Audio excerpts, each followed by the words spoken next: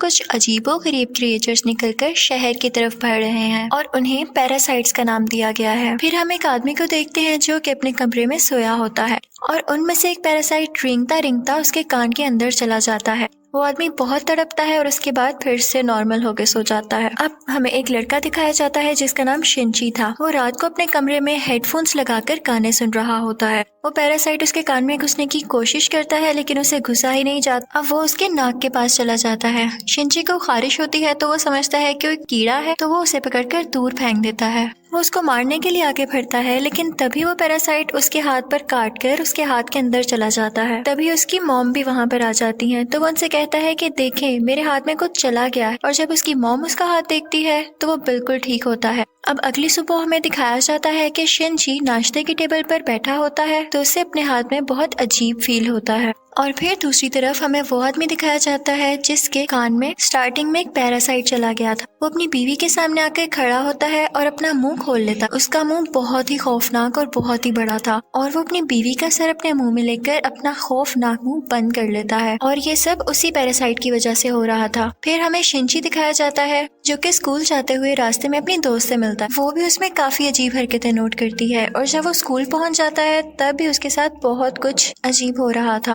जैसे उसके right hand में काफी पावर आ गई हो। वो घर आता है और अपना हाथ काटने की कोशिश करता है लेकिन उसका हाथ मूव करने लगता है और उसे रोकता है। और फिर हम देखते हैं कि उसका हाथ एक क्रिएचर में बदल गया है और वो शिंची से बातें भी कर रहा था। फिर हम देखते हैं कि वो शिंची की बुक्स भी पढ़ा करता था और उसका लैपटॉप भी यूज किया करता था क्योंकि वो इंसानों के रहने के तरीके जानना चाहता था। जब इसने शिंची की बॉडी में घुसने की कोशिश की थी तो शिंची ने इसे आगे जाने से रोक लिया था, इसलिए अब ये सिर्फ राइट हैंड में ही था और उसी हाथ को कंट्रोल कर रहा था। ये अपना नाम मिकी बताता है और कहता है कि तुम मुझे कभी मत काट क्योंकि मैं तुम्हें कुछ नहीं कहूंगा, तुम मेरे होस्ट जो हो। अब हम देखते हैं कि शिंची और मिकी में दोस्ती होने लगी थी लेकिन बाकी सब लोग जिनको पैरासाइट्स ने इन्फेक्ट किया था वो पूरे शहर में बहुत तबाही मचा रहे थे और इंसानों को मारकर खा रहे थे। दूसरी तरफ मिकी शिंची को खींचकर एक रेस्टोरेंट की तरफ ले जाता है। वहाँ पर भी बहुत सारे इन्फेक्टेड लोग यानी पैरासाइट्स इंसानों का गोश्त खा रहे थे। वो शिंची को देखते हैं तो उन्हें लगता है कि ये भी इन्फेक्टेड है और उसे भी वो गोश्त देते हैं। लेकिन जब उन्हें पता चलता है कि ये पूरी तरह से तो इन्फेक्ट नहीं हुआ बल्कि ये अभी भी इंसान है तो वो उसे ही मारने के लिए आगे बढ़ते हैं। लेकिन मिकी उनको आगे से मारता है और शिंची की जान बचा लेता है क्योंकि अगर शिंची मर जाता तो वो खुद भी मर जाता और ये उसने अपने फायदे के लिए किया था। अब न्यूज आती है कि शहर के लोग मारे जा रहे हैं और किसी को कुछ समझ नहीं आ रहा कि इन्हें मारने वाला है कौन, क्योंकि पैरासाइट्स अपना ये काम बहुत होशियारी और छुप के कर रहे थे। शिंची मिकी से कहता है कि तुम अपने साथी पैरासाइट्स को क्यों नहीं कहते कि इंसानों को मत खाएं। तो मिकी उससे कहता है कि तुम भी तो सब्जियों और जानवरों के गोश्त को खाते हो, तो इसी तरह हम लोगों का खाना इंसान ही है, तो इसमें बुरी बात क्या है। अब मिकी को पता चल जाया करता था कि उनके आसपास कौन सा पैरासाइट है। तो जब शिंजी स्कूल जाता है तो वो उसे बताता है कि तुम्हारे पास एक और पैरासाइट, और वो कोई और नहीं बल्कि उसकी टीचर थी। वो टीचर जब शिंजी को देखती है तो उससे भी पता चल जाता है कि इन्फेक्टेड है, लेकिन वो कहती है कि तुम्हें मुझसे डरने की कोई जरूरत नहीं है क्योंकि मैं इंसानों को नुकसान नहीं पहुंचाना चाहती, बल्कि मैं उनके तरीके इसलिए पढ़ रही हूँ ताकि इंसानों जैसी क्वालिटीज हमेशा मुझ में रहें। वो उसे दो और पैरासाइट्स के पास लेकर जाती है। एक स्टूडेंट होता है और एक पुलिस ऑफिसर। वो बताती है कि ये पुलिस ऑफिसर मेरा हस्बैंड है और हमारा बेबी होने वाला है और वो बेबी बिल्कुल नॉर्मल इंसान होगा, तो हम भी इंसानों की तरह ही रहना चाहते हैं। हम किसी को नुकसान नहीं पहुंचाएंगे, किसी को सरेआम नहीं मारेंगे, लेकिन छुप के गोश्त खाना चाहते हैं। तो क्या तुम हमारा ग्रुप ज्वाइन करोगे? लेकिन मिगी इस बात को नहीं मानता। अब अगले दिन वही पुलिस ऑफिसर उन लोगों के पास आता है तो मिगी शिंची को बताता है कि ये हमें मारने आया है क्योंकि इसे पता चल चुका है कि उस दिन रेस्टोरेंट में हमने एक पैरासाइट को मारा और इसी के साथ वो पुलिस ऑफिसर इन पर अटैक कर देता है। अब मिगी और शिंची भी बहुत लड़ते हैं और इसको फाइनली मार देते हैं। जब शिंची घर आता है तो उसे बहुत बुरा लग रहा कि उसने एक मर्डर कर दिया, लेकिन दूसरी तरफ हम देखते हैं कि पुलिस ऑफिसर की बॉडी से वो पैरासाइट निकलकर किसी और की बॉडी में चला जाता है और ये कोई और नहीं बल्कि शिंची की माँ थी और वो शिंची को मारने के लिए उसकी तरफ बढ़ रही थी। मिगी शिंची को बताता है कि तुम्हें मारना चाहती है, तो शिंची उसे कहता है कि खबरदार तुमने मेरी माँ को कुछ कहा, क्योंकि वो अपनी माँ से बहुत मोहब्बत करता था और वो नहीं चाहता था कि उसकी माँ मरे। लेकिन देखते ही देखते उसकी माँ का सर भी बाकी पैरासाइट्स की तरह खुलने लगता है और वो शिनची पर अटैक कर देती है। उसका बहुत खून जाया होता है और वो मरने के करीब होता है। लेकिन अगली सुबह हम देखते हैं कि वो दोबारा से उठ खड़ा हुआ है। तो मिगी उसे बताता है कि तुम बहुत जख्मी हो गए थे, लेकिन मैंने अपने सेल से तुम्हारे जख्म को ठीक कर दिया। लेकिन यहाँ बुरी बात ये थी कि अब शिनची की बॉडी में मिगी के सेल्स चले गए थे और अब वो पूरी तरह इन्फेक्ट हो रहा था। अब शिनची अपनी माँ को ढूंढने लगता है, लेकिन वो कहीं पर नहीं मिलती। तो वो टीचर के पास जाता है और पुलिस ऑफिसर के बारे में पूछता है, लेकिन वो टीचर भी उसे कुछ नहीं बताती। मिगी उसे बताता है कि अब दिन में मुझे भी 4 घंटे सोने की जरूरत पड़ेगी और उस वक्त मैं तुम्हें बचा नहीं सकूंगा, तुम्हें अकेले ही लड़ना होगा। लेकिन क्योंकि मिगी के सेल्स भी अब उसकी बॉडी में थे तो उसके अंदर मिगी की क्वालिटीज भी आने लगी। खैर, फिर हम देखते हैं कि वही स्टूडेंट जो टीचर ने दिखाया था, जो कि पैरासाइट बन चुका था, वो भी शिनची के स्कूल में ही एडमिशन ले लेता है।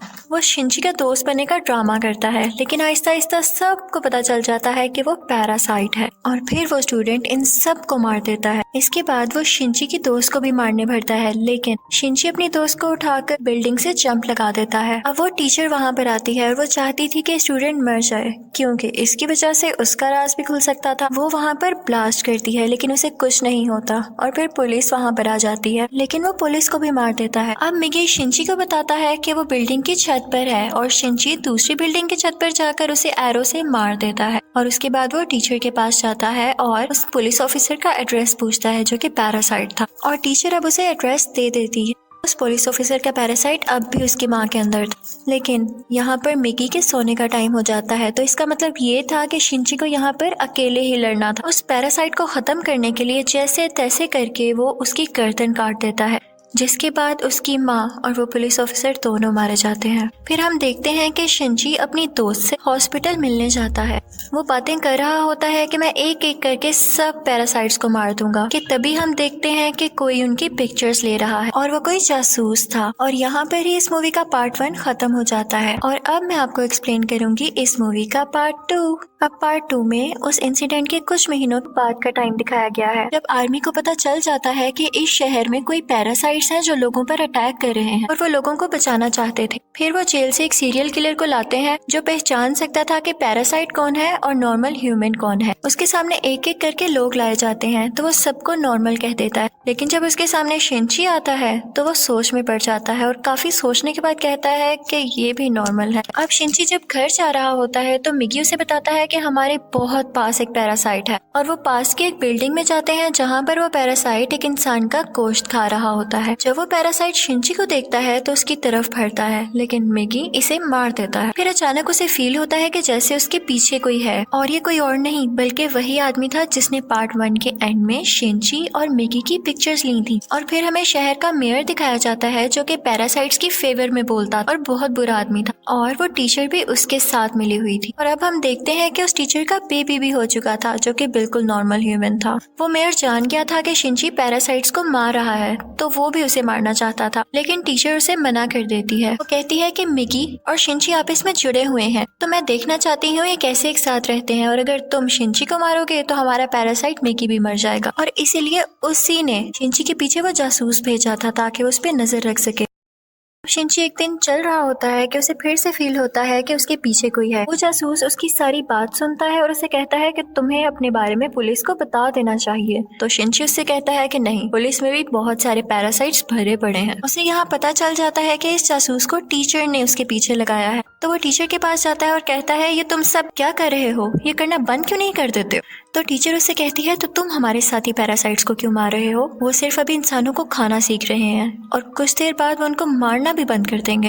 वो चुप हो जाता है और फिर जासूस के पास जाता है और उसे बताता है कि वो टीचर बहुत खतरनाक पैरासाइट है, वो किसी भी वक्त तुम्हें भी नुकसान पहुंचा सकती है, तो तुम उससे दूर रहो। लेकिन जासूस उसकी बात पर यकीन नहीं करता। अब अगले दिन वो जासूस उस मेयर से मिलता है। उसे शिनची की बात को टेस्ट करना था कि वो सच बोल रहा है या नहीं, तो इसलिए वो मेयर के रूम में वॉइस रिकॉर्डर लगा देता है। लेकिन मेयर को इस बारे में पता चल जाता है और वो जासूस को मारने का हुक्म दे देता है कि ये अब हमारे लिए नुकसान बन चुका है। वो पैरासाइट को उसके घर भेजता है उसे मारने के लिए, लेकिन वो घर पे नहीं होता तो वो उसकी बेटी को मार देते हैं। अब दूसरी तरफ शिनची को मिगी बताता है कि तुम पर 5 पैरासाइट्स अटैक करने आ रहे हैं। अब उनकी तरफ एक आदमी बढ़ता है और उसी आदमी के अंदर वो 5 पैरासाइट्स थे। मिगी और शिनची उससे फाइट करते हैं और उसका सर उड़ा देते हैं। उन्हें उन्हें लगता है कि अब ये मर चुका है, लेकिन अभी तो सिर्फ एक पैरासाइट मारा गया था और 4 अभी भी बाकी थे। बाकी के पैरासाइट्स उसके हाथ में आ जाते हैं और उसे कंट्रोल करने लगते हैं। अब वो टीचर मेयर से कहती है कि जब मैंने तुम्हें मना किया था कि तुम उस जासूस या शिंजी को मारने के लिए पैरासाइट नहीं भिजवाओगे तो तुमने ऐसा क्यों किया। अब मेयर यहाँ पर नोट करता है कि उस टीचर के दिल में माँ बनने के बाद इंसानों वाले इमोशंस वापस आ रहे थे, तो इसे बात बिल्कुल अच्छी नहीं लगती। अब वो उस टीचर को मारने के लिए 3 पैरासाइट्स भेजता है, लेकिन चूंकि वो भी पैरासाइट थी तो उसको पता चल जाता है कि कोई उसे मारने आ रहा है और वो उनको पार्किंग में बुलाती है और उन तीनों से अकेले ही मुकाबला करके उन्हें मार देती है। लेकिन जब वो घर आती है तो वो देखती है कि उसका बच्चा वहाँ पर नहीं है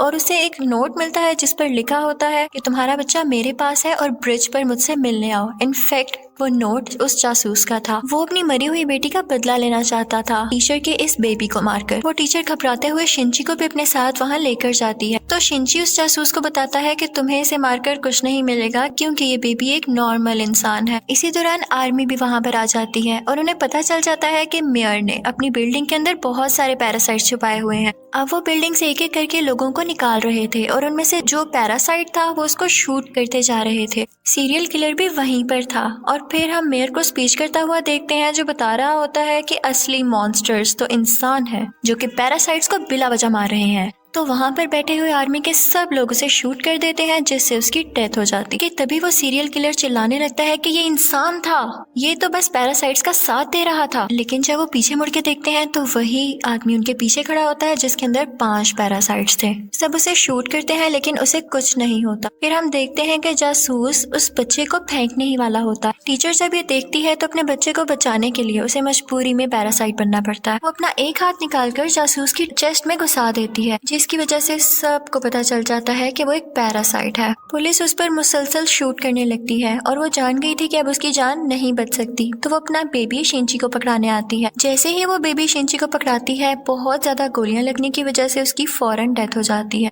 यहाँ पर शिंची को अपनी माँ भी याद आने लगती है और उसमें इंसानों वाली फीलिंग्स दोबारा से आने लगती है। अब पुलिस शिंची को अपने साथ इन्वेस्टिगेशन के लिए ले जाती, लेकिन साथ ही उन्हें खबर मिलती है कि उस पैरासाइट ने जिसके अंदर 5 पैरासाइट थे आर्मी को मार दिया है। तो शिंची फौरन से कार लेकर वहाँ पे जाता है और वही पैरासाइट उसकी कार को रोककर उसका एक्सीडेंट कर देता है। अब वो जंगल में चला जाता है और मिगी से कहता है कि जब तक तुम मेरे साथ हो उसको पता चल जाएगा कि हम कहाँ हैं, तो तुम मुझसे अलहदा हो जाओ प्लीज। इसी के साथ वो पैरासाइट फौरन वहाँ आ जाता है और उन पर अटैक करने लगता है। अब क्योंकि शिंची और मिगी की काफी दोस्ती हो चुकी थी तो मिगी अपनी कुर्बानी दे देता है, यानी अपनी जान सेक्रीफाइस कर देता है, उसकी बॉडी से अलग हो जाता है और शिंची को वहाँ से भाग जाने का कहता है और मिगी को वो पैरासाइट मार देता है, जिस पर शिंची काफी उदास हो जाता है और फिर अपनी दोस्त के घर की तरफ जाता है। वो उसका बहुत ख्याल रखती है। वो लेटा होता है कि एकदम देखता है कि उसके बाजू में से मिगी का एक और हिस्सा ग्रो कर रहा है और ऐसा इसलिए हुआ क्योंकि जब मिगी ने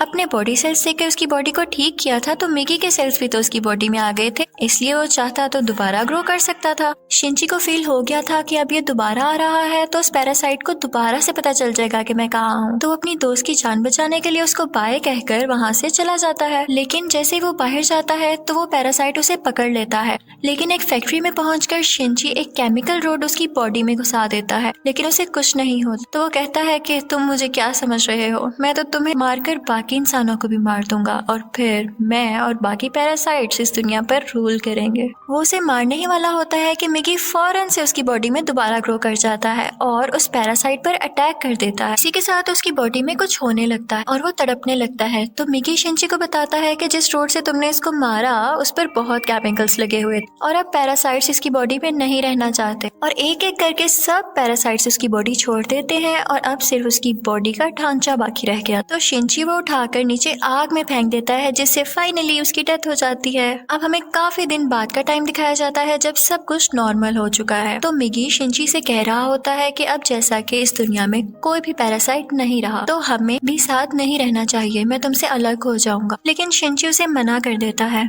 तो मिगी खुद ही अपने आप को खत्म कर लेता है और शिंची का हाथ वापस से अपनी फॉर्म में आ जाता है, जिस पर वो काफी उदास हो जाता है और मिगी को मिस करने लगता है। अब हम देखते हैं कि काफी टाइम गुजर गया है और शिंची और उसकी दोस्त अच्छी जिंदगी गुजार रहे थे और वो उस टीचर के बेबी से भी मिलने जाया करते थे कि अचानक हम देखते हैं कि वो सीरियल किलर वापस आ गया था और वो शिंची की दोस्त को किडनैप कर लेता है। वो उसके कान में कहता है कि असली मॉन्स्टर इंसान है, लेकिन शिंची की दोस्त उसे कहती है कि असली मॉन्स्टर तो तुम हो, तुम लोगों को मारते हो। तो इस बात पर वो सीरियल किलर उसको बिल्डिंग से नीचे धक्का दे देता है, लेकिन शिंची फौरन से जाता है और अपना हाथ लंबा करके उसे